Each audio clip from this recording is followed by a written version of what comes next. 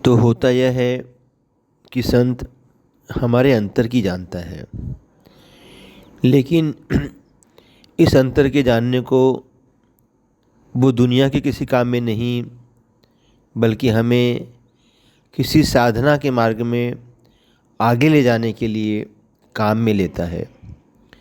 तो वेद कहता है कि ये आश्वास प्रशिषि, कि ये अंतर्यामी है, और इस अंतर्यामी होने को वो परमात्मा की भक्ति के मार्ग में हमें चलाने के लिए ले जाता है। कई बार लोग आते हैं, कहते हैं हमारी चोरी हो गई, बता दो कौन ले गया। तो मैं कहता हूँ कि क्या इससे भक्ति होगी। मुझे याद है, एक बार मैं लखनऊ में था, तो वहाँ पर हमारे सत्संगी लाला रामचरण थे। शुरू में वो उतना भरोसा नहीं करते थे, लेकिन जब उन्होंने महाराज जी से संबंधित मेरी बातें सुनी तो उन्हें कुछ विश्वास हुआ, और वो कहने लगे मैं आपके साथ हूँ।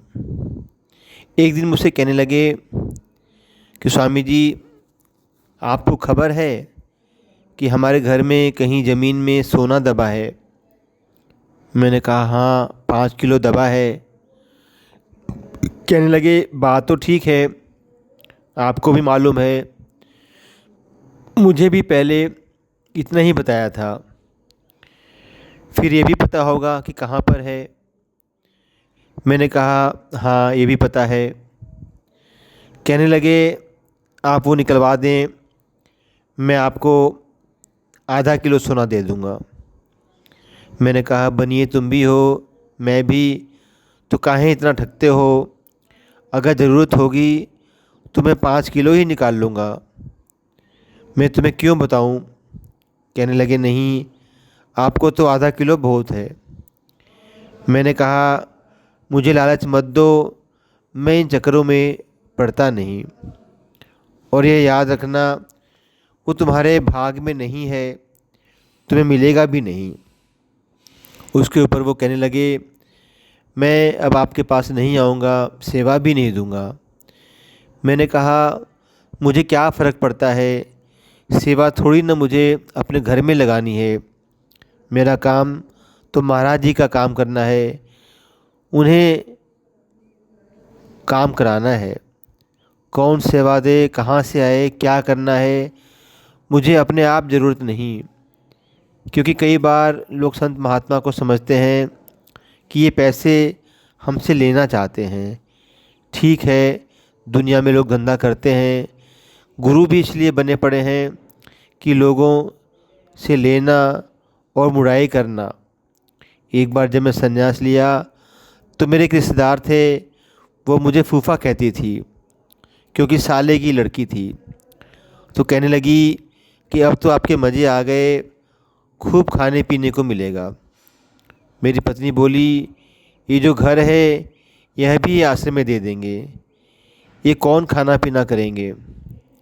कहने लगी क्यों, ऐसा नहीं होता है। लेकिन हमारे यहाँ आश्रम संत मत में ऐसा नहीं होता है। हमारे यहाँ अपनी मेहनत की कमाई से करके खाना पड़ता है। तो बात सोचने की है कि जो संत हमसे सेवा लेता है वो अपने लिए नहीं लेता। मुझे याद है घटना, एक बार बाबा सावन सिंह जी महाराज थे, वो जाया करते थे बाबा कान के पास। उनका एक नियम था कि जो उनको तनख्वाह मिलती 100 रुपये, तो उसमें से 10 रुपये निकाल कर बाबा कान को दे दिया करते। उन दिनों चांदी के रुपए थे, तो एक बार जाकर 10 रुपये दिए तो बाबा जी कहने लगे नहीं, मैं तो चिट्टे चिट्टे 20 रुपये लूँगा, 10 नहीं लूँगा। कहने लगे बाबा जी अब तुम भी बड़े लालची हो गए, 10 रुपये से 20 रुपये एकदम कर दिए, अब 20 रुपये क्यों मांग रहे हो? कहने लगे, लालची तो नहीं हुआ, लेकिन अब की बार तो तुम्हें तनख्वाह 200 रुपये मिली है। 100 रुपये एरियर मिला है, 100 रुपये तनख्वाह मिली है, इसलिए मेरा हिस्सा 20 रुपये होता है। अब उन्होंने जाना कि मन की बात जान ली, तो निकाल कर 20 रुपये दे दिए। बाबा जी ने लिए, एक पेड़ के नीचे डाल दिए। बच्चा आया, जो उठाकर ले गया। वो देख रहे हैं मेरे से तो निकलवा लिए 20 रुपये, अब बच्चे उठाकर ले गए। अब इन्हें कोई परवाह नहीं है, लेकिन चुप रहे। अगले महीने आए तो देखा कि वो बच्चे वहाँ थे, उन्हें फोड़े फुंसी निकले हुए थे। कहने लगे, देखो, जो मैंने तेरी आमदनी से 20 रुपये निकाले थे, इन्हें बांट दिए। फिर जो कष्ट तुम्हें जो होना था, ये इन्हें हो गया। तुम्हें इससे छुड़ा लिया, तो हम नहीं समझते कि संत जो हमसे रुपए ले रहा है, उसे आवश्यकता नहीं, वो इसलिए लेता है कि वो हमारी कमाई को पवित्र कर दे, जिससे हमें उन कष्टों से छुटकारा हो जाए। तो इसलिए कहा है कि वो हमारे मन की जानता है, और उसके मन की जानने के साथ साथ जहाँ हमारे मन में विचार आता है, वहाँ आकर हमें मार्गदर्शन करता है, रास्ता दिखाता है, जिससे हम भटक न जाएं। क्योंकि हम तो दुनियादार हैं, हमारा कोई भरोसा नहीं, हम कहाँ क्या सोच बैठे। मुझे याद है घटना स्वामी शिवदयाल जी की। तो एक बार उनके पास सेवा करते थे पद्म प्रकाश। एक दिन उनकी औरत उनसे नाराज़ हो गई और जाकर वहाँ पुलिस में रिपोर्ट कर दी। कहने लगी, जो बाबा बने बैठे हैं, इन्होंने मेरे आदमी को लूट लूट कर खा लिया। अब पुलिस में जब रिपोर्ट गई, तो तब इंक्वायरी करने के लिए दरोगा आ गया। अब दरोगा आ गया, उसने कहा, स्वामी जी, आपके खिलाफ़ एक रिपोर्ट है। कहने लगे, क्या? कि आपका एक शिष्य है पद्म प्रकाश, उसकी औरत कहती है कि मेरे आदमी को इन बाबा जी ने लूट लूट कर खा लिया। कहने लगे, भाई, जब रिपोर्ट करते हो तो ये भी तो लिखते हो कि कितना नुकसान हुआ, उसमें कुछ लिखा हुआ हो कि कितना नुकसान है, कितना मैंने लूट लिया। तो कहने लगे, नहीं, इसमें तो कुछ नहीं लिखा। तब स्वामी जी ने क्या करा कि एक चाबी उठाकर दे दी कि तू वह कमरा खोल ले, जितना नुकसान हुआ उतना ले जाओ, बाकी छोड़ जाओ। अब वहाँ खोल कर देखा, वहाँ हीरे जवाहरात सोने से सारा कमरा भरा पड़ा है। वह देखकर दंग रह गए। कहने लगे, बस आगे मुझे कुछ नहीं कहना। तो होता यह है कि संत की जब दया हो जाती है, तो किसी न किसी रूप में दया को दिखाकर हमें इस दुनिया के लोभ से, लालच से और बुद्धि का जो अभिमान है, उससे छुड़ा देता है। अन्यथा अगर हम समझें अपने आप से किसी तरह छूट जाएं इस चक्कर से, तो हमारे बस की बात नहीं, हमारा छूटना नहीं हो सकता। इसीलिए वेद कहता है कि सारे जंजाल से छूटने के लिए और हमें यह रास्ता दिखाने के लिए संत जो है देह धर कर आता है। अगर संत देह धर कर न आए, हम पर राख कृपा हो जाए, लेकिन फिर भी हम भूल जाते हैं। ज़रा सी मुसीबत पड़ी कि हम भूल जाते हैं कि संत हमें रास्ता दिखाता है, और संत के होते हुए भी हम पर एक ऐसे मुसीबत पड़ी। संत हमें विश्वास दिलाता है जब वो शरीर रूप में होता है कि मैं तेरे अंग संग हूँ। लेकिन यह सवाल है कि जब वो विश्वास दिलाता है, जैसे अंतर में प्रकट हो जाता है, ये दिखाता है परमात्मा अपने ज्योति रूप में है। मैंने बताया है कि 33 करोड़ देवता होते हैं, जिसे हम हिंदू भूत समझते हैं। 33 करोड़ देवता हैं, और उसके सामने सारी दुनिया हमारी हंसी उड़ाती है। एक बार मैं इंग्लैंड में था, तो वहाँ पर डॉक्टर रॉबर्ट रमसी, जो एंटी कल्चर जज के हेड हैं, वो अपने प्रवचन में कहने लगे, ये हिंदू बड़े पागल हैं। कहने लगे, 33 करोड़ देवता हैं इनके, और ये प्रार्थना करें और मान लो इनके 33 करोड़ देवता आ गए, तो इतनी भीड़ हो जाएगी कि वो आपस में ही कुचल कर मर जाएंगे और वो किसी की क्या मदद करेंगे। और कहने लगे हमारे एक ईसा मसीह है जो हम प्रार्थना करते हैं, वो आकर हमारी मदद करता है। तो मैं उनसे कहने लगा, मैंने सवाल किया कि हिंदुओं के 33 करोड़ देवता हैं।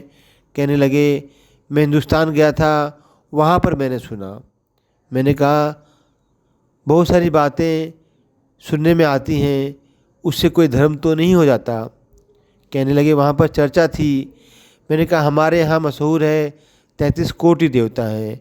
तो कोटि का मतलब करोड़ होता है और एक मतलब होता है श्रेणी, उच्च कोटि का विद्वान यानी उच्च श्रेणी का विद्वान। 33 कोटियाँ 33 श्रेणियाँ हैं देवताओं की। 12 प्रकाश हैं, प्रकाश रूप जिनमें अंतर में रोशनी दिखाई देती है। जैसे हम आँख बंद करके बैठें तो ऐसा मालूम पड़ता है कि अंदर से आग जलती है तो उससे रोशन होती है, तो उसे कहा अग्नि देवता।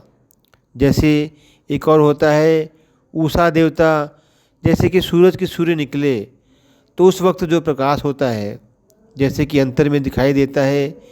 एक होता है हिरण्य देवता, जैसे सोना हो इस तरह का प्रकाश अंतर में पीला दिखाई देता है।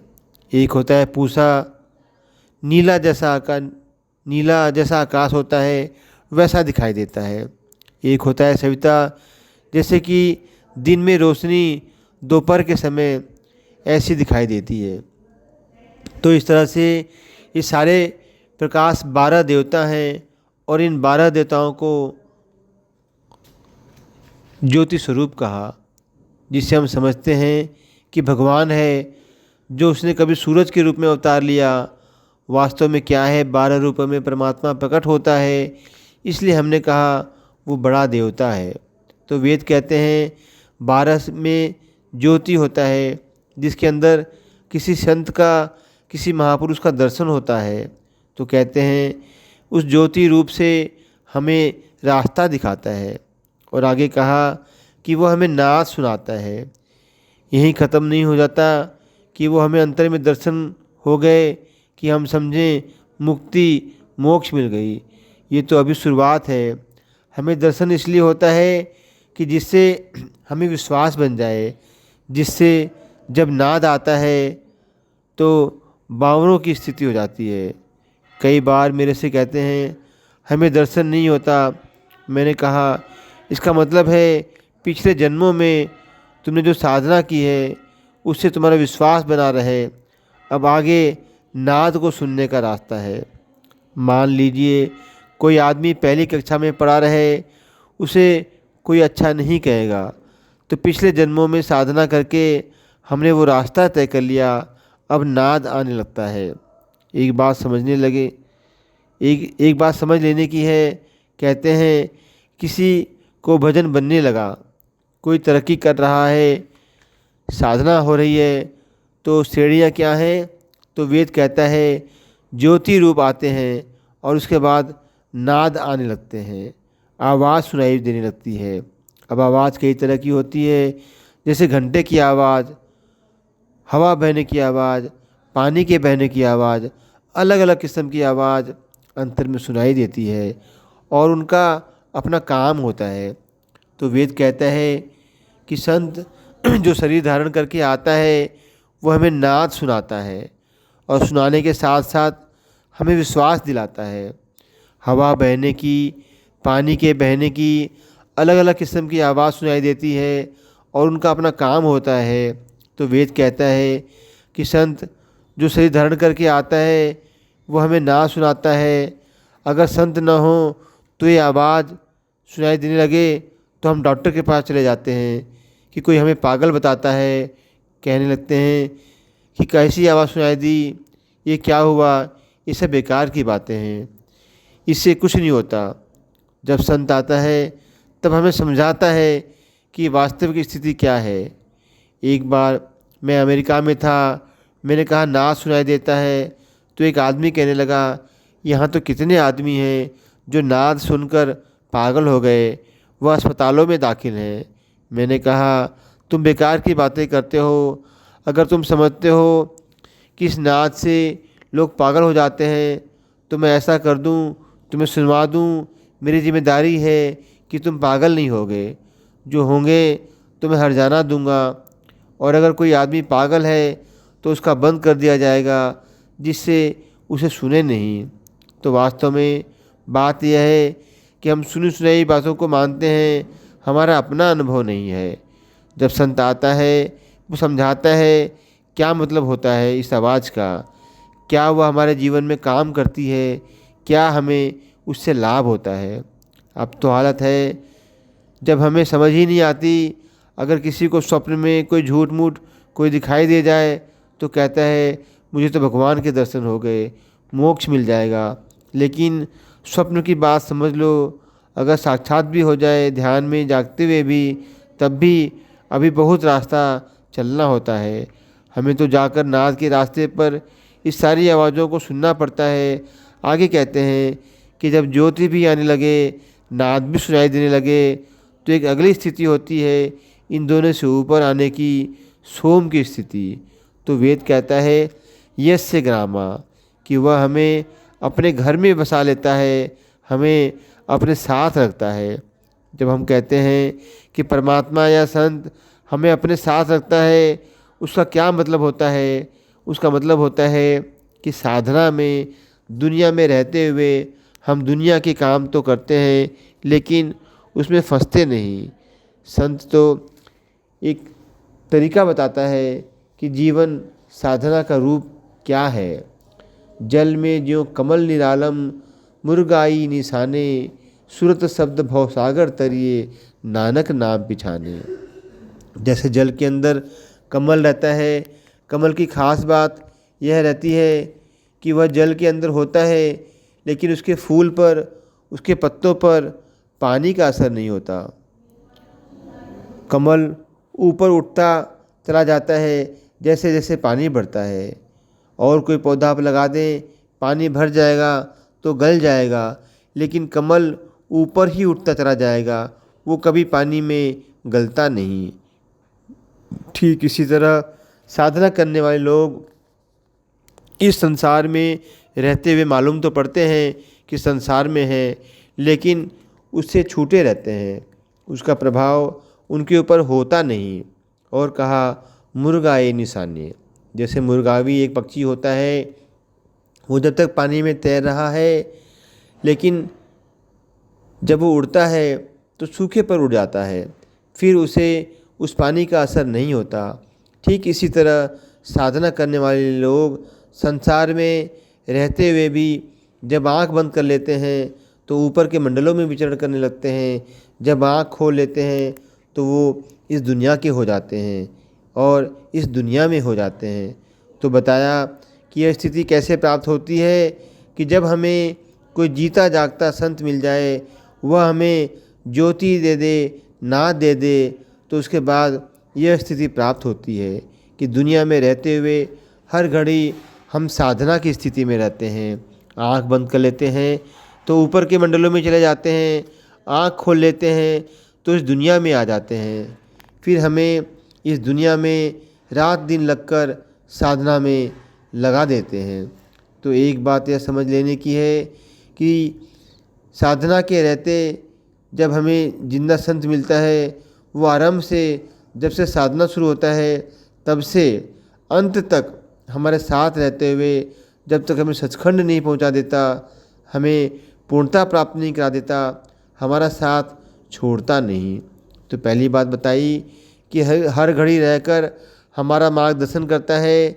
दूसरी बात बताई कि हमें वह नाद को सुनाकर हमारी आत्मा को खींचकर ऊपर रखता है।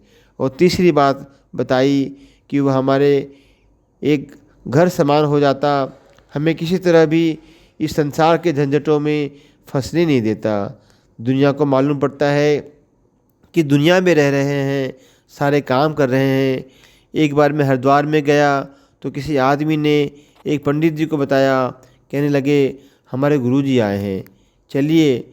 अब वो आया, आकर कहने लगा यह कैसे स्वामी जी हैं, यह तो अपनी औरत को भी साथ लिए फिरते हैं, औरत को अपने घर छोड़ देते तो यह साथ लिए फिरते हैं। अब उसके बाद आया, उसने सत्संग सुना लेकिन कोई बात नहीं हुई। उसका साथी कहने लगा कि दया कर दो, उसे नाम मिल जाए। मैंने कहा नाम तो इसे मिलेगा, लेकिन इसे हरिद्वार नहीं लखनऊ में मिलेगा। वह कहने लगा मैं कोई लखनऊ जाने वाला नहीं हूँ। मैंने कहा जाओगे तो खींच कर जाओगे, ऐसे अपनी राजी से नहीं जाओगे। उसके बाद में उसकी पत्नी बीमार हो गई तो उसी चक्कर में आया। तो कहने लगा स्वामी जी मैं तो बड़ा परेशान हूँ, मेरी बीवी बीमार है। बात यह है कि दुनियादार तो दुनियादारी की ही बात करता है। मैंने प्रसाद दिया, मैंने कहा ठीक हो जाएगी। इधर वो घर गया, बीवी को प्रसाद दिया, ठीक हो गई। तो जब लोग यह कहने लगे कि दर्शन करने चलो, तो वह लखनऊ आया, वहाँ भंडारे में, और वहाँ आकर नाम लिया। और जब नाम ले लिया, मैं कहने लगा शर्मा जी आपसे कहा था कि आप तो लखनऊ आकर नाम लोगे। तो कहने लगे स्वामी जी उस दिन तो मेरे मन में ही बुरी बात आपके लिए आई, मैंने तो गालियाँ भी निकाली। और कहने लगे ऐसे वो सैकड़ों सैकड़ों फिरते हैं, मैं किसी के चक्कर में लखनऊ जाने वाला नहीं हूँ। लेकिन मेरे बस की बात नहीं थी, आप खुद खींच कर ले आए। तो होता यह है कि संत जानता है कि हमारे हालत को, और वह जानकर कि किस तरह जीव को परमात्मा के रास्ते पर लगाना है, इस तरह उसे लगाता है। तो बतलाया है कि इस तरह से वो हमें इस दुनिया के झंझटों से निकाल कर परमात्मा की भक्ति के रास्ते पर लगा देता है। और आगे कहा है कि यस्य विश्वे रथासः, कि जो परमात्मा के सारे रूप ही ज्योति के, नाद के, सोम के, और इसके अलावा एक रूप होता है जिसे हम कहते हैं प्रजापति। प्रजापति ऐसे कहते हैं कि कोई आदमी हो, संत हो, तो उसके अंदर जो परमात्मा की ताकतें काम कर रही हैं तो इन्हें सारे को प्रकट करता है। तो कहा है कि वह संत ज्योति हमारे अंदर दिखाकर प्रकट करता है। होता यह है कि कई बार हमने किसी गुरु से नाम ले लिया, हमारा प्यार उधर जुड़ा है, गुरु जी रहें या नहीं रहें, वो चले जाते हैं तो हम जुड़े रहते हैं और कहने लगे हमारे गुरु जी तो वह हैं जो हमें दूसरे से क्या मतलब। तो ऐसे में साधक की बड़ी विकट स्थिति हो जाती है, क्योंकि जिसने जिंदा गुरु के साथ रह लिया फिर गुरु न हो तो काम भी नहीं चलता। मैं तो अक्सर कहा करता हूँ जिसने बल्ब को जलते हुए देख लिया वह फ्यूज बल्ब से काम नहीं ले सकता। तो हालत यह हो जाती है कि आदमी परेशान हो जाता है, लेकिन हलचल बनी रहती है कि हमारे गुरु तो फला हैं, हम दूसरे को क्यों धारण करें। आप कितनी भी तर्क दे दें, कोई आदमी उसे मान नहीं सकता, लेकिन कब मानता है जब अंतर में उसको सारी चीज़ें प्रकट होती हैं। मुझे याद है एक बार जब मैं रुड़की यूनिवर्सिटी में था, रुड़की यूनिवर्सिटी में मैं पढ़ा और पढ़ने के नाते मैं समझता हूँ कि वहाँ के जितने भी अध्यापक हैं वह सब मेरे गुरु हैं। तो एक बार वहाँ पर पनेसर साहब हुआ करते थे, हम जानते हैं सत्संगी हैं, नाम लिए हुए हैं। तो मैं वहाँ गया प्रवचन करने के लिए। वो कहने लगे हमारे यहाँ एक डॉक्टर गोपाल कृष्णन है। कहने लगे जब आप उनसे मिल लें, बात कर लें। मुझे थोड़ा संकोच हुआ। मैंने कहा यह मेरे गुरु हैं पढ़ाने के नाते, तो मैं इनसे क्या बात करूं। मैं जानता था जो बात है। कहने लगे नहीं। मैंने कहा अच्छा। मैं उनसे मिला। वो कहने लगे दिक्कत है। कहने लगे मुझे हार्ट की बीमारी हो गई है, हार्ट अटैक होने लगा। मैंने कहा क्या होता है। कहने लगे मैंने नाम लिया, मेरे गुरुजी थे, बड़ा अच्छा भजन बनता था, 4 साल हुए, उनका शरीर छूट गया। अब मैं बैठता हूँ तो आंख बंद करके घबराहट होती है, हार्ट अटैक होने लगता है। और मैंने 20 जगह अच्छी अच्छी जगह दिखा लिया, बीमारी कोई निकली नहीं। मैंने कहा कोई बात नहीं, आज आप भजन पर बैठ जाएंगे। कहने लगे स्वामी जी चाहे कुछ भी करा लो, भजन पर मत बिठाओ। मैंने कहा क्यों। कहने लगे हार्ट अटैक फिर हो गया तो कहाँ जाऊँगा। मैंने कहा नहीं कुछ नहीं होगा। वह भजन पर बैठे, मैंने थोड़ा सा सहारा दिया। फिर उसके बाद 1 घंटे बाद जब ध्यान छोड़ा, कहने लगे आज तो बड़ा अजीब बात हो गई। मैंने कहा क्या। कहने लगे मुझे मेरे गुरुजी दिखाई दिए। मैंने कहा अच्छा हुआ दिखाई दिए, बहुत दिनों से नहीं दिखाई दिए, तुम परेशान थे। कहने लगे नहीं जी, एक और बड़ी बात हो गई। मैंने कहा क्या हुआ? कहने लगे आप भी दिखाई दिए। मैंने कहा कोई बात नहीं। कहने लगे मेरे गुरुजी कहने लगे कि अब इन्हीं के कहने पर आगे चलो और इन्हीं के कहने से तुम्हें रास्ता मिलेगा। तो होता यह है कि अंतर में गुरु हमें मार्गदर्शन करता है। जब कहते हैं कि हमें संत का दर्शन कराता है तो वह उसका नहीं कराता जो मौजूद है, बल्कि वह उससे भी कराता है जिससे हमारी निष्ठा जुड़ी हुई है। जब मैं कहता हूँ कि काली के दर्शन हुए, राम के दर्शन हुए, कृष्ण के दर्शन हुए, क्योंकि कई बार ऐसा होता है कि दुनियावी नाते से हम उनकी पूजा करते करते हम उनके सिवाय किसी को भी भगवान नहीं समझते और इसीलिए सारी दुनिया दिखाई दे, जो अंतर में हम कहते हैं हमारा तो विश्वास नहीं बना, क्योंकि हम तो शिव के पुजारी हैं, हम तो काली के पुजारी हैं। एक बार मैं इसी तरह अमेरिका में था, टीवी पर इंटरव्यू दे रहा था, तो मिस्टर लेसिक्सन कहने लगे स्वामी जी यह बात आपकी मान ली कि अंतर में परमात्मा दर्शन देता है, लेकिन यहाँ जो आपके साथ आए हैं दया बहन जी, सुशीला जी या और कोई हों तो ये कह दे कि हाँ हमको गुरुजी ने दर्शन दिए, तो हम आपको गुरुजी परमात्मा नहीं मान लेंगे। हम कैसे मान लें कि वह परमात्मा है? मैंने कहा ऐसी बात नहीं, जो जिसे मानता है उसी का दर्शन होता है।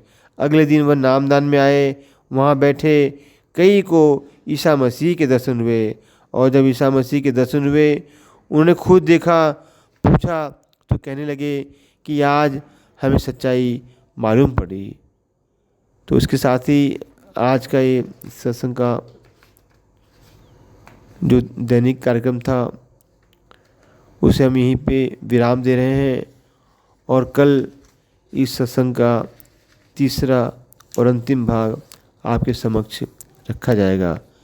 प्रेम से बोलिए स्वामी जी महाराज की जय।